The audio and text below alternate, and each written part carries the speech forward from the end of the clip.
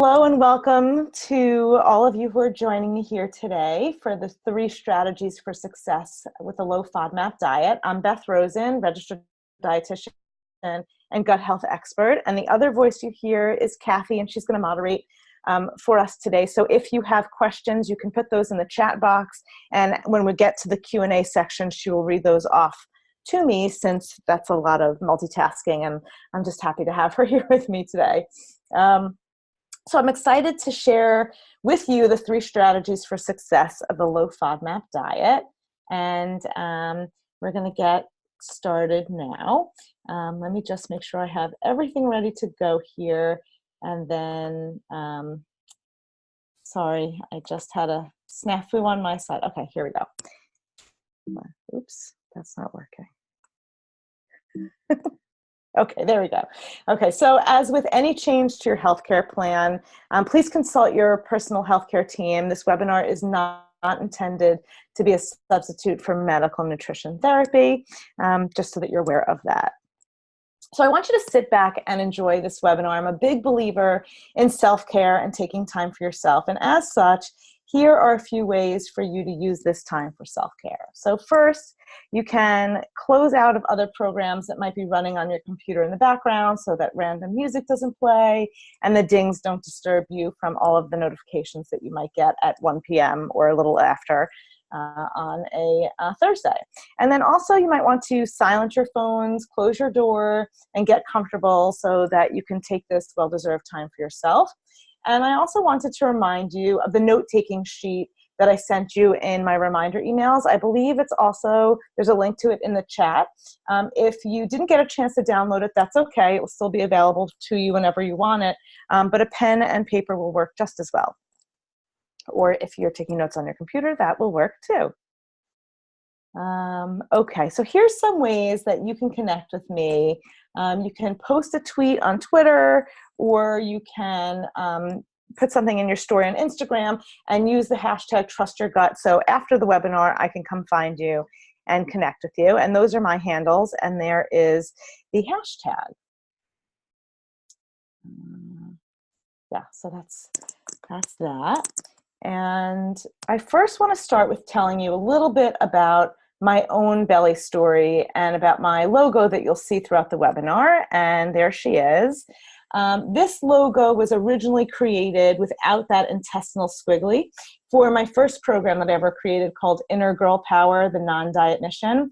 And I chose the term Inner Girl Power to describe the journey that I went on myself after 3 decades of being a chronic dieter. And during that time, I tuned out what my body needed or what I wanted, and instead listened to the rules set by the diet. And because I had been on so many of them so many times, these rules of eat this, not that, really conflicted for me.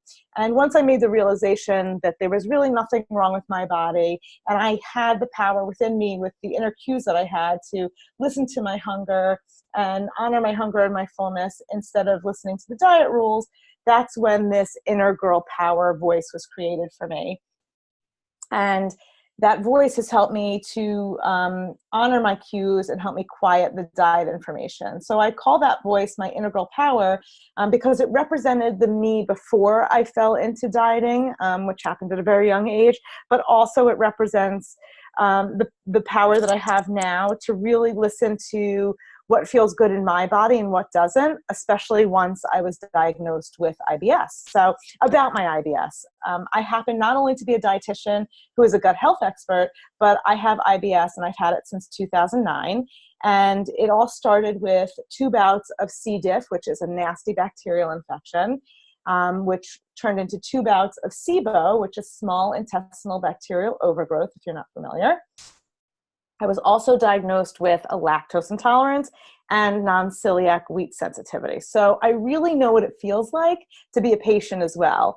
And because of the frustration I found from getting a diagnosis to managing my IBS flares and the whole continuum in between there, I wanted to help others to feel better in their bodies, whether it was getting them off the diet cycle or healing their gut health issues or both, since there's lots of overlap between what chronic dieters feel and the chronic dieting behaviors that they participate in and what people with gut health issues feel and the symptoms that they feel.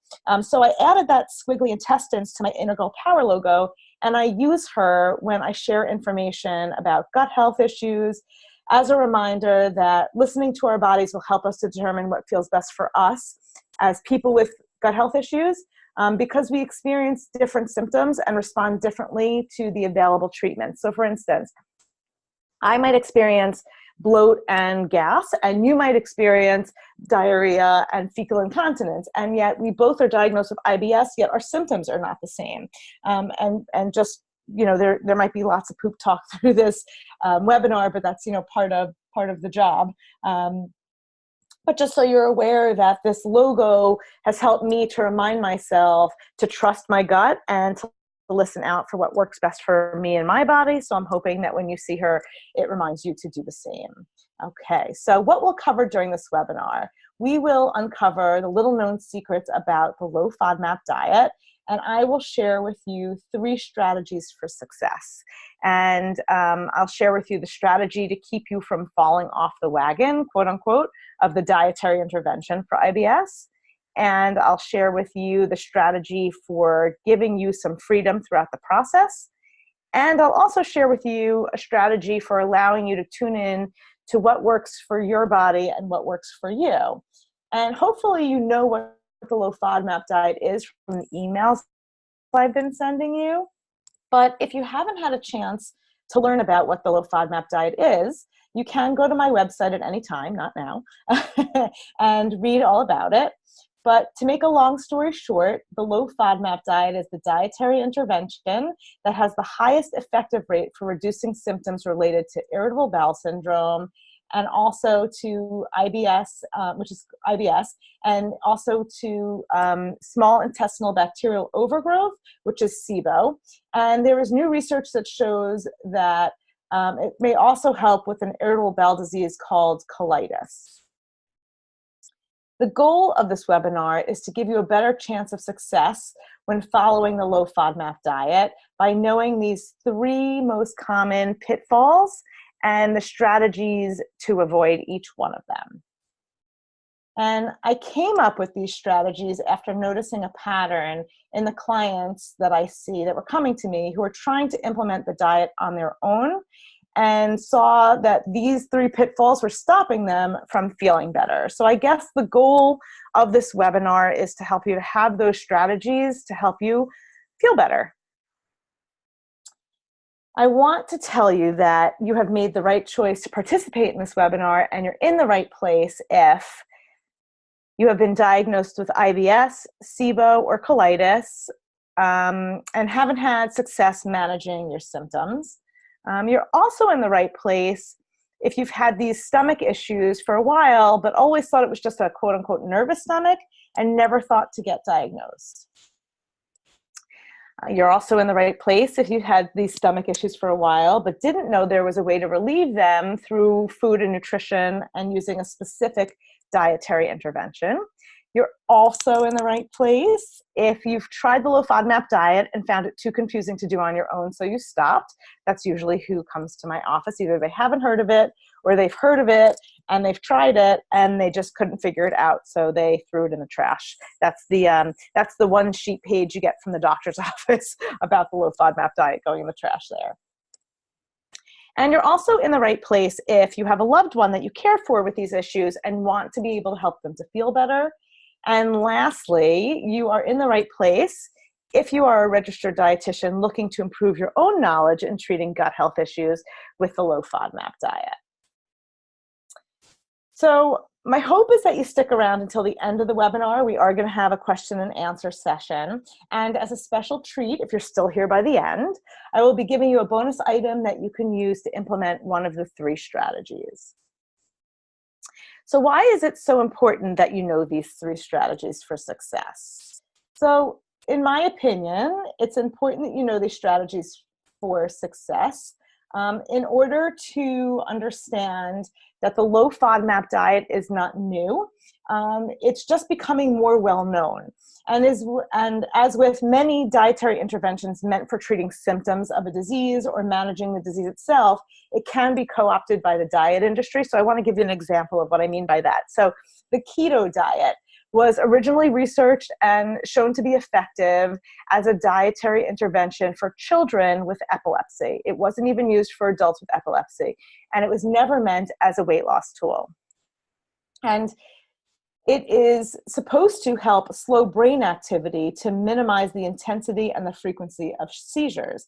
But when dietary interventions make their way to mainstream, many bloggers, coaches, and regular people who have found success with using the low FODMAP diet will pop up to share what worked for them. And unfortunately, what works for one person doesn't always work for all, especially when what worked for them may not have anything to do with that dietary intervention.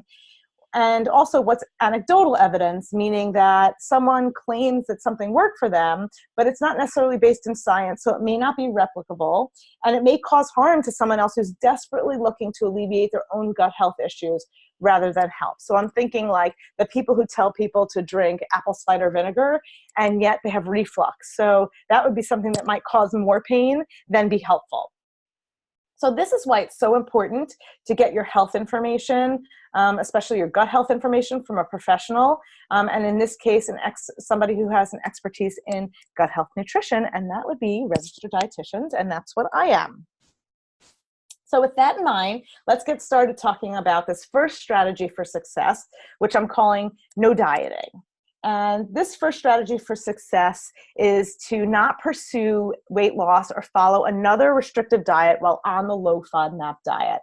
And the reason for this is a number of reasons, but the first one is to really help end food fear and food rule confusion. So when my clients come to me, a lot of the times the foods that they're on their list of foods not to eat are not high in FODMAPs and have never been shown to cause digestive issues, but they relate that food to an incident of when they felt pain. So you might have had this experience too, where maybe you had a meal and you had 3 different components of the meal, and now all of them are foods that you won't eat because you're not sure which one might have caused the distress.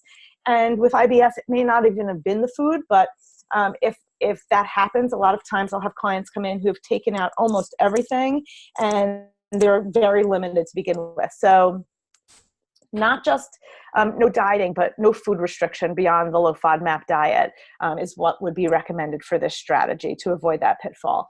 And here's why. The elimination phase of the low FODMAP diet can be restrictive on its own, which is why it's limited to 2 to 6 weeks at most. And after that, we might see nutrient deficiencies. So if you're following a diet and you're following the low FODMAP diet, you'll have fewer options when you're choosing what to eat, and you can end up having more nutrient deficiencies sooner rather than later. So restrictive eating can exacerbate digestive symptoms. And so by adding a dietary intervention meant to help your gut health to a diet that's already restrictive of either foods or food groups, or the amount of calories you can take in, you're increasing your risk of continuing or worsening your symptoms. So by eating restrictively, just the act of eating restrictively, which is why I said a lot of chronic dieters tend to have gut health issues, the act of eating restrictively can cause gut health issues. So if we can remove the restriction, we can alleviate some of the symptoms, hopefully, and then using the dietary intervention of the low FODMAP diet, we can remove the foods that might be causing the distress beyond just the restrictive dieting. Also, when you are eating restrictively, the more restrictive your diet is, the more likely you are to fall off the wagon, quote unquote, and stop following it. And with the low FODMAP diet, because it's intended to stay on the elimination phase for 2 to 6 weeks, I wouldn't want to see you, quote unquote, fall off any wagon, because in all actuality, the low FODMAP diet doesn't have a wagon. If you have a high FODMAP food or an ingredient that slips into your meal while you're on the elimination phase, you can always go back and go straight back to the elimination phase, and at the next meal, continue on your way. So this happy face person who doesn't deal with wagons anymore probably feels a lot better. They certainly don't look bloated in that picture. Okay. So the second strategy is to take a break. And what I mean by that is that you can take a break from the reintroduction phase. So again, this is a real secret. A lot of my clients come to me who have attempted the low FODMAP diet on their own and don't even know that there's a reintroduction phase. They don't realize that the limitations that they're given in those one sheets that they're handed by a doctor or things that they find on the internet don't include the whole low FODMAP diet, which is a 3-phase dietary intervention. But so during the reintroduction phase, when they're using the step-by-step technique to use this phase, they don't realize that they can take a break from the reintroduction process. So once you've tried a few foods, you can take a break from the reintroduction process and just enjoy those foods by incorporating them into your meals and your snacks before moving ahead with the next list of foods to try. And once you've had some time off, it's a good idea to get back to challenging other high FODMAP foods to liberalize your diet as much as possible, because the point of going on the low FODMAP diet is not to live with restriction, but it's to live with abundance. So to really locate which foods are your trigger foods specific to you, because they're different for everybody, and then avoid those foods as much as you can so that you can avoid them triggering symptoms. So the third strategy is keep track. And this is a theme that will run through the entire low FODMAP diet, throughout the entire 3 phases, and through all the other parts of the intervention that I use with my clients outside of the diet to help them to manage symptoms. Okay, so there's a lot to remember and to be aware of when becoming symptom-free. So keeping track is really helpful. And there's lots of tools that you can use to do this. And that may be a hint as to what the bonus might be, but you didn't hear that from me. So when you, it may seem tedious to keep track, but when you are keeping track of what you eat and how you feel and your symptoms and your bowel habits, this will give you the opportunity to see 2 things. One, it will see your progress towards minimizing those symptoms, but it will also help you to realize if certain things are exacerbating your symptoms. And as part of staying focused on the positive piece is concerned, as humans, we tend to remember the negatives and forget the positives. So when we keep track or we log all of our information, we can look back and really note whether or not we've made progress, even if it's slow, even if it's a little bit, or if nothing's really changed. So for example, I had this client who returned to me after starting the low FODMAP diet the week before. A lot of times I like to check in with my clients after a week to make sure that they're right on track and they've gotten into it. And she had told me that she didn't think that the low FODMAP diet was helping her. So we went through her logs and we were able to note that the frequency of her bowel movements had decreased since day 1 from 5 bowel movements a day to 3 bowel movements a day. And her symptoms of abdominal pain had completely gone away. And although she didn't feel 100%, there was some success within the first week. And I just want to make note for those of you who might have IBS, who might have been diagnosed with IBS with predominant constipation, you're not going to see 5 to bowel movements in a day, but on the other side, what we'd probably like to see for you happening is that you are going more often, or that your stool is softer, it's easier to pass, those kinds of things. Again, lots of poop talk when we talk about the low FODMAP diet and IBS. But so by the time she arrived at week 3, she reported feeling markedly better. And by the time she was at week 4, she was moving her bowels once a day, which, you know, that's a dream to somebody with IBSD for sure. But she was able to notice this because she was keeping track of her symptoms, and that was helping her focus on the positive changes that were happening to her gut health. So there is this benefit of tracking symptoms. You can pinpoint what might exacerbate them, and then you can notice when they start to dissipate. So that piece is really important to being positive when it comes to IBS, because as you know, if you have it, or if you've worked with people that have it, that quality of life is diminished with IBS.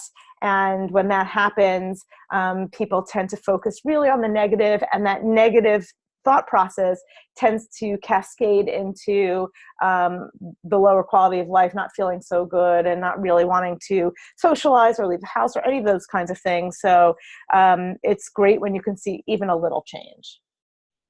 So those were the strategies, and the strategy to keep you from falling off the wagon of the dietary intervention is no dieting. And again, I just want to reiterate that this is really about eating restrictively, even if you don't consider how you eat a diet. If you're cutting out whole food groups without being tested for an allergy to see if you're actually allergic to those foods, or if there's a food sensitivity there, then there may be no reason to remove those foods. And again, it's possible that those foods were vilified or became fearful due to a reaction that may not have anything to do with those foods. So you may want to consider adding them back in to see what happens, especially if they're low FODMAP foods. The second strategy was take a break. So this is, remember, during the reintroduction phase. When you are going through the reintroduction phase, you can take a break, enjoy the new foods that are no longer triggers for you or not triggers for you ever, and incorporate those into your eating pattern. And then you might want to take a break again and go back to take a break from taking a break and go back and continue the reintroduction process until you've completed all of the lists of food. And the third strategy was to keep track. And this is keeping track of symptoms, keeping track of even emotions, keeping track of what's stressing you out or what kind of day it was, but also of what you're eating and your bowel habits and your IBS symptoms. And I did promise you that bonus tool that you can use. And I can't wait to share it with you. And I will soon, but stick around until the end because we still have Q&A. But before we get to that, I want to share something with you that I think will make a big difference in your symptoms. And if you are a dietitian on this call, a difference in the symptoms of your clients. So there's a lot more nuance and direction to the low FODMAP diet and other tools that will help you to manage your gut health symptoms. And this was just a small bit of that information. And what I found with my clients is that their symptoms lead them to lose trust in their body and their gut. And this leads to a diminished quality of life, which is so unfortunate. And I've experienced it myself, where I felt that, part of having IBS has led to trouble socializing, trouble eating out in restaurants, always having to ask for what's in this, and you feel like you're a burden to the people you're with, but also that ever worrisome trouble finding a bathroom when you need one. So in order to fit in everything that I share with my clients when I meet with them privately and share that with you, I have created an online course that contains the step-by-step process from getting a diagnosis to everything you need to implement the low FODMAP diet, as well as the alternative therapies and appropriate supplements that I use with my clients. And because your mood plays a role in your symptom management, I've also included tools for managing stress and improving your quality of life. And all of the modules or lessons in this online course are designed to help you transform your digestive health and finally begin to trust your gut again. And that's why that hashtag is Trust Your Gut. So introducing How to Get Your Gut in Sync, a roadmap to living symptom-free with IBS and SIBO and gut health issues. And this is a step-by-step program that includes 7 modules to reduce your pain and discomfort, to pinpoint your personal triggers, and to help you live comfortably in your body again. And it's all online, and it's not a course that's done in a group, so you do it at your own pace. And so let me show you what How to Get Your Gut in Sync includes. And as I said, there's 7 modules or 7 lessons. They are about 15 minutes to 25, 30 minutes each. And they walk you through the entire process to learn the skills to manage pain and discomfort and become symptom-free with IBS and SIBO. You can log in 24 hours, 7 days a week, and everything is digital and downloadable. So you can log in once, you can download all of the materials. It might take a while because there's so much up there, and then have it on your desktop, and it's yours forever. And it's literally step by step. Nothing is left out of this program. And the great thing about it, because it's digital, I have the opportunity as new information comes up, because this is a growing science, to add it to the program. So there may always be updates, and I would let you know when I do that so that you would have access to those. And that would, of course, you'd always be a lifetime member of the course, so you can access whatever new stuff I put in there. But currently it's designed to take you by the hand and help you to make the necessary changes so that you find your food triggers quickly and as painlessly as possible without further restriction. So let's go through the modules. I want to give you this sneak peek. And the first module is what I call the sciencey stuff. So it's what a diagnosis looks like. I talk about the triggers and the causes of IBS. We talk about what's happening in your body when you have IBS. And then I also give you an exercise to determine your subtype so that you can know what your subtype is for IBS. So there's IBS with constipation predominant, IBS with diarrhea predominant, mixed IBS, which is where you have both, and unspecified, which is where you can't tell which one you have more of. And there's details on how to figure that out, and of course tools in there to do that exercise. And then also what to expect from your doctor visits so that you can advocate for your health, what tests you might expect, what tests are the gold standard, so maybe to ask for them if you haven't been offered them. That's important too. Module number 2 is the low-FODMAP diet, the basics. So this is really just an introduction to this dietary intervention, so that when you remove your food triggers and feel better, you'll understand what the diet's about. And this will help you to take your first steps with confidence so that you know the basics. So this is just about the basics of the low-FODMAP diet. And module 3 is the first phase. So each phase has its own module or its own lesson, where you'll learn the different parts of each phase, and then there'll be tools and there'll be resources for each phase for you to use. And this phase is the elimination phase, and it's the step-by-step procedure to correctly implement this phase of the low-FODMAP diet, which is, I think, one of the most difficult ones to implement. There's just so much information out on Dr. Google, and every physician's office offers a different handout. Excuse me, I had a swallow there. And this also will offer you more strategies for success and the pitfalls to avoid to best use this intervention to your benefit. So it will get you all set so that when you start the low-FODMAP diet, you can hit the ground running with the elimination phase. And module 4 is the reintroduction phase, that phase that I told you where you can take a break.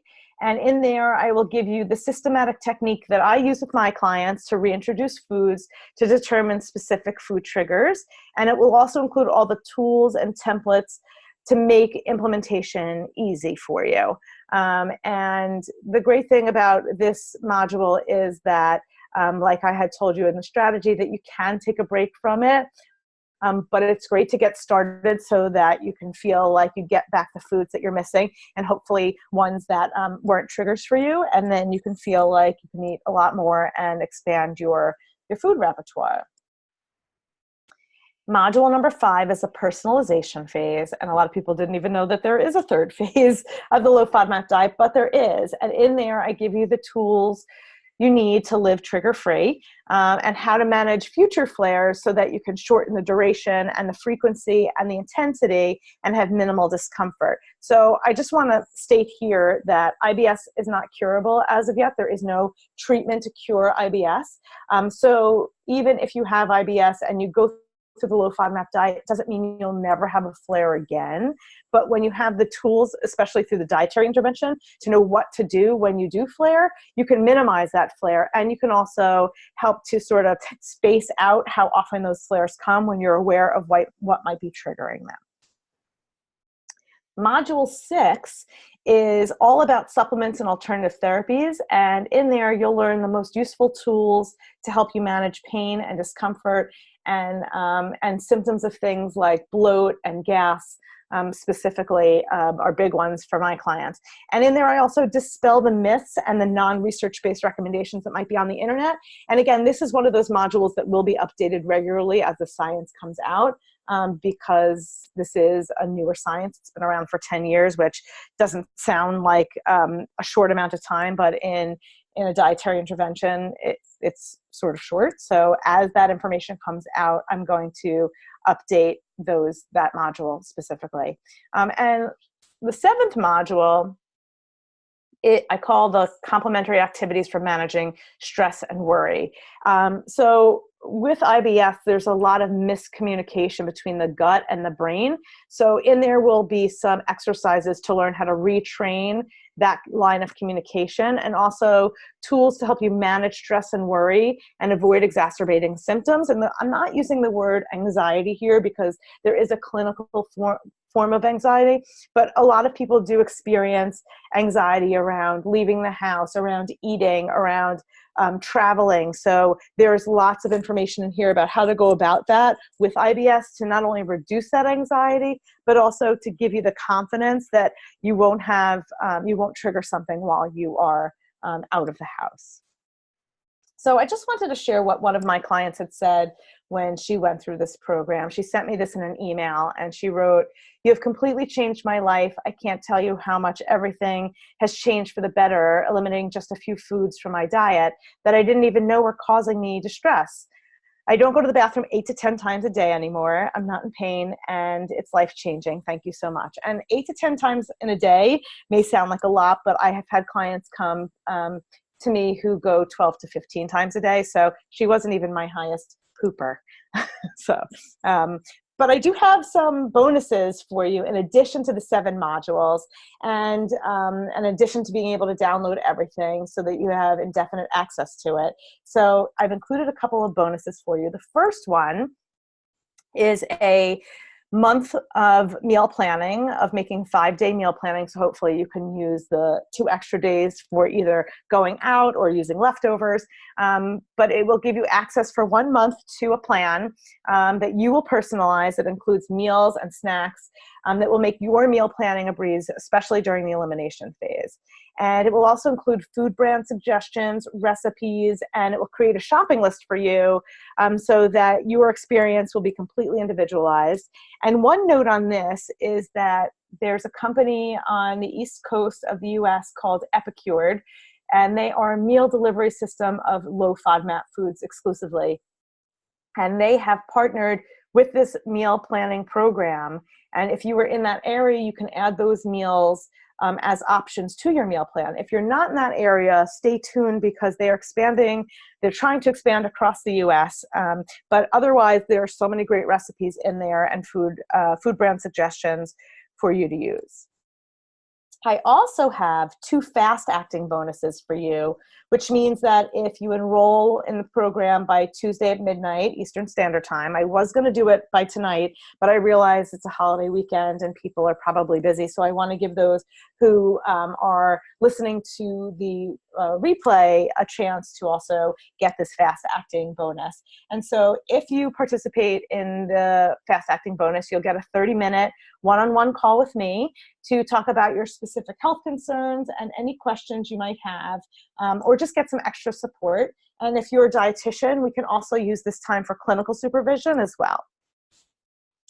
The second fast-acting bonus is a deep discount on this course. So again, if you would enroll by Tuesday at midnight, you will get $100 off the course, and the code you would use is bonus100 at checkout, all caps like that, to get the bonus. So here's what you get in the course. You get the 7 step-by-step modules to lead you each step of the way, which is an $1,100 value. And these are, each module, again, is between 15 minutes and a half-hour lesson. It's a video, and then underneath the video are all the PDFs, all the handouts, all the links. There'll be links to click to get all the information that goes along with that module. With each module, and also some additional resources to help you to implement either the phases of the diet or to find the specific supplements that I mentioned, and also some of the stress management techniques are there too. The second step is, the second thing you get is all the handouts, all the templates, all the exercises and the resources. They're all in there. Again, they're all downloadable so you can have them and they're yours forever. And that's a $200 value there. You get the first bonus, which is the 5-day personalized meal plan for 1 month. And I really think this is a big help to people because when they jump on the low FODMAP diet, what I found is they say, oh, I don't know what to eat because nothing I like to eat is on there. But if you go into this meal plan, the only foods that you're being offered in there are low FODMAP foods. So if there's a recipe that sounds good to you, you don't need to alter it. You can just have it as is. So it's a great tool to use. And you also have the opportunity, if you like, to extend using it past the month, but I'm giving you the first month as part of this. And the other bonus I have for you will be at the end of this webinar. So if you're on the live webinar, you will get that other bonus piece as well. And the first fast acting bonus is a one-on-one call with me, which is 30 minutes long. That's $100 value.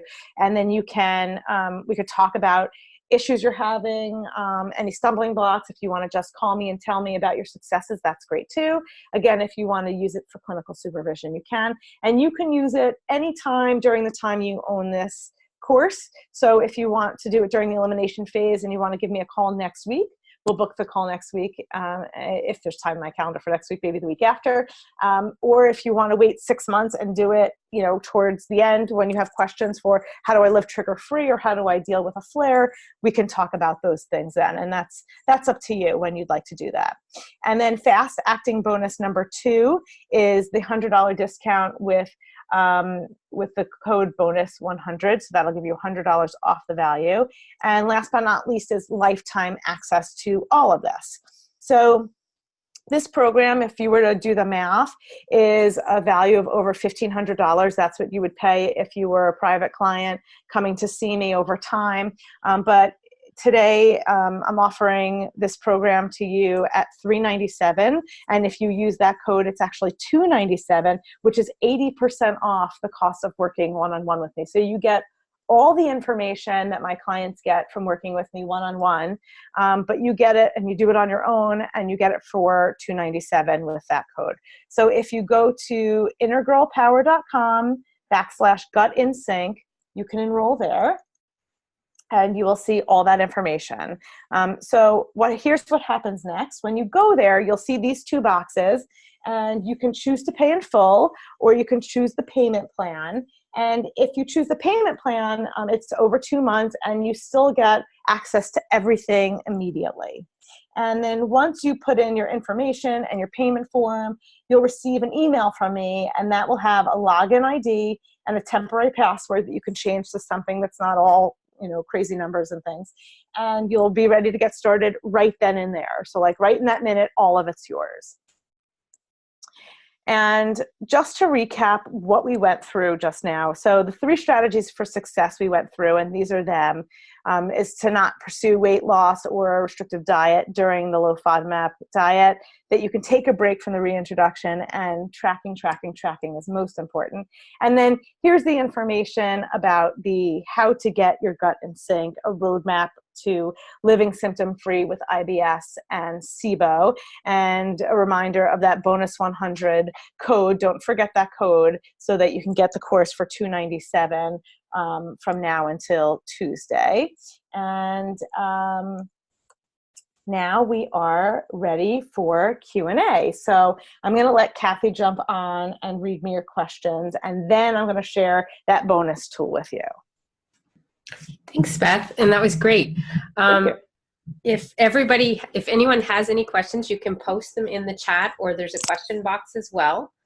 I've got a couple that I've gathered along the way that have been posted that we've got along here, so I'm going to ask those ones for you here first, Beth. Sure. So the first one is from Bernice. Once you take a break from the reintroduction phase, why do you go back into it? I don't understand that. So if you're taking a break from the reintroduction phase, it's only to stop introducing food so that you can start to experiment and eat the foods that you passed.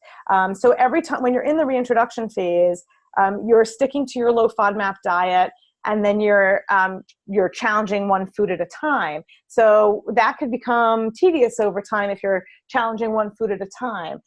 So this gives you a chance to stop the reintroducing, add in all the foods at once that you've already reintroduced and you were successful at reintroducing, and then take a break and go back to adding foods in one at a time. And the whole step-by-step process on how to do the reintroduction is in that, I think it was module 5, no, module 4. It's in module 4 of exactly how to do that. Plus there's a log in there, and there is a handout to print out that you can use so you don't have to keep going back to the video with the step-by-step instructions on it. So you can just, that's like a carry piece for you.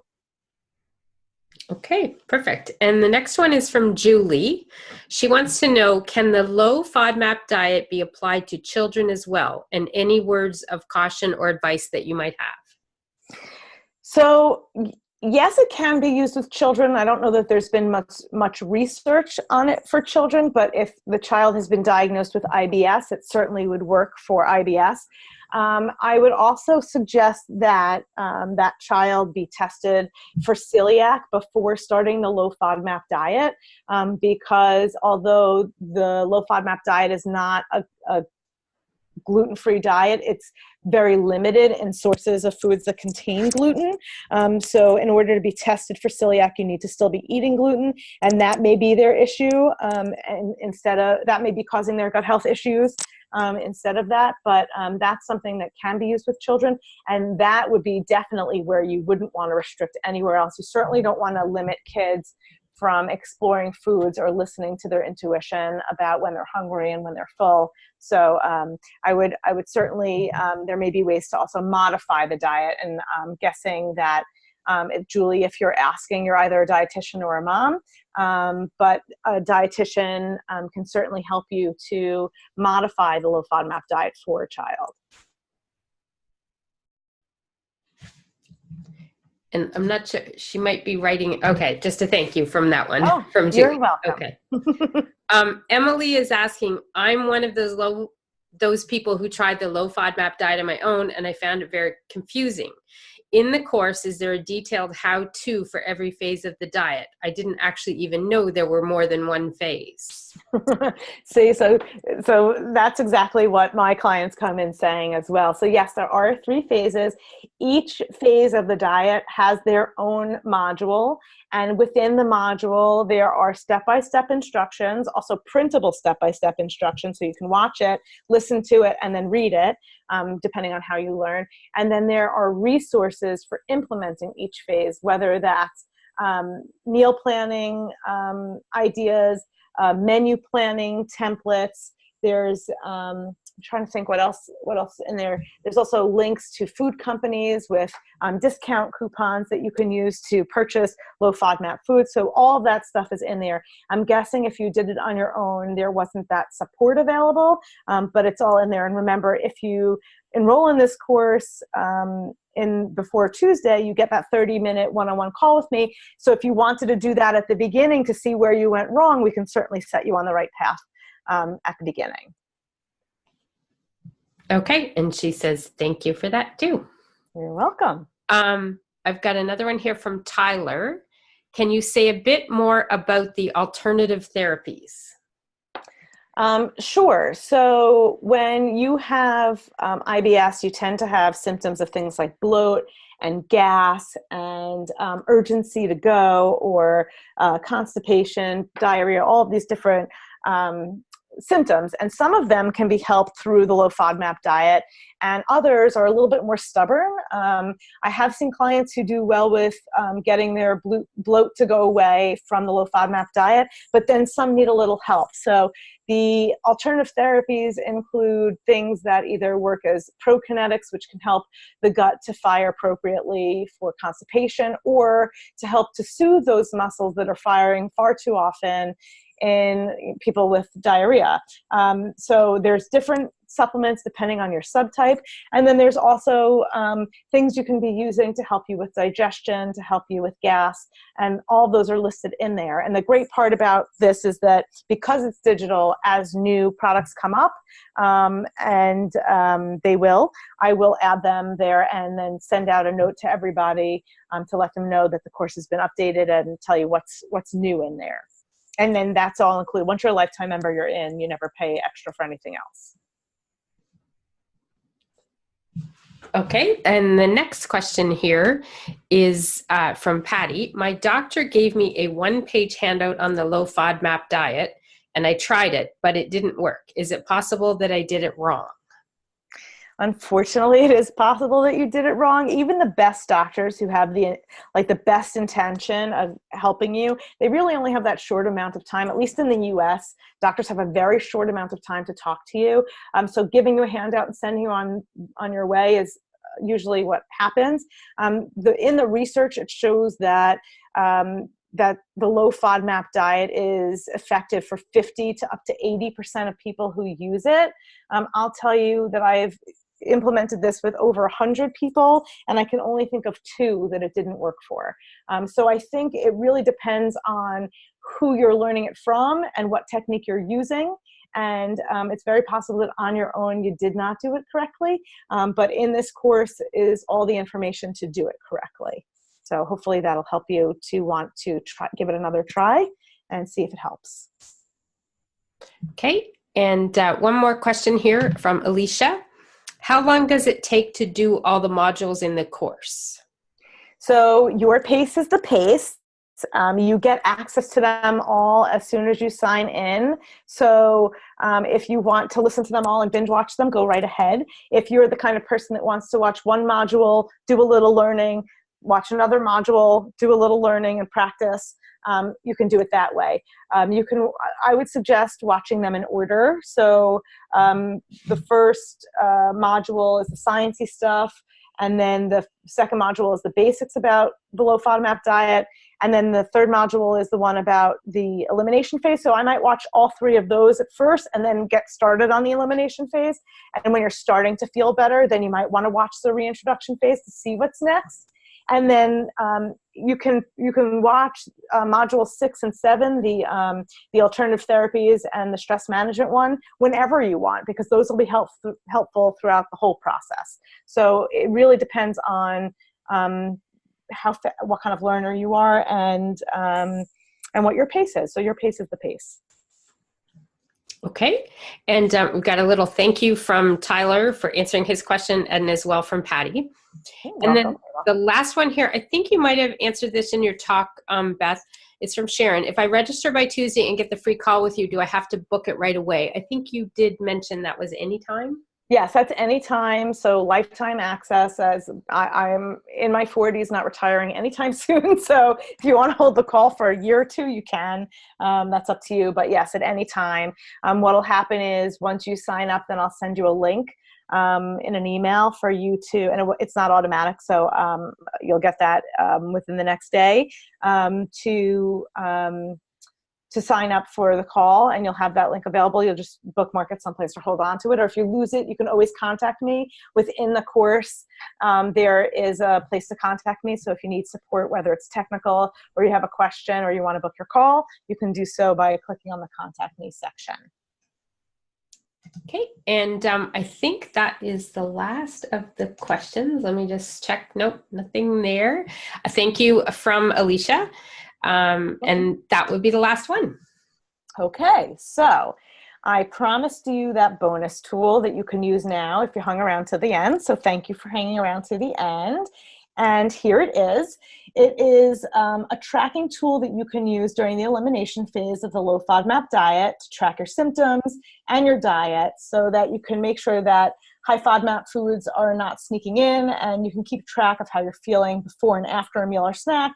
There's also a place to jot notes about the day so that you can share that information with your healthcare provider, especially if you're feeling anxious or worried, or something comes up for you, or if it's a rough day at work. That may be some insight into why that day didn't go well beyond the food. So you can find that link in the chat section. So it will be there at the end, and you can click there to go get it. And I wanted to remind you of these last couple of important facts. One is where to sign up, which is at innergirlpower/gut-in-sync. And using that bonus code to get the $100 off, use bonus 100, and that's going to be valid until Tuesday, April 23rd at midnight. And finally, the free tracking tool is in the chat section. And I wanted to thank you for watching and leave this up here a minute while while I say that I am grateful that you came to listen to the strategies, and I'm looking forward to hearing about your own success stories. And a quick reminder that by participating in this course, you're saving 80% off of working one-on-one with me. So I hope you take advantage of this. And should you have questions before Tuesday, feel free to email me or connect with me on social media, and I would be happy to answer your questions. So thanks for being here. Beth, it's Kathy. There's one more question here from Courtney. Oh, yes. So she's asking, are there any conditions that would be concerning to follow a low FODMAP diet? If somebody had an eating disorder, that would be the condition, or disordered eating behaviors, that would be a condition not to follow a low FODMAP diet. Again, I mentioned the restrictive eating, but if there's restrictive eating due to an eating disorder, that would be a reason not to follow it. And that was a very good question, and thanks for asking that. Otherwise, if you have high cholesterol, high blood pressure, even with diabetes, this diet can be followed and it can be altered in order to fit those needs. And I'll put this out there: if you do have a coexisting condition that you're managing with a diet and you do want to use a low FODMAP diet, I will answer your questions about how to modify that if you want to email me what you are diagnosed with, and I'll do that for you as just an added, a bonus, extra bonus. Okay. Perfect. And that would be it. Okay. Thank you all for being here, and I look forward to hearing about your successes, and I hope to see you over in the class. Take care.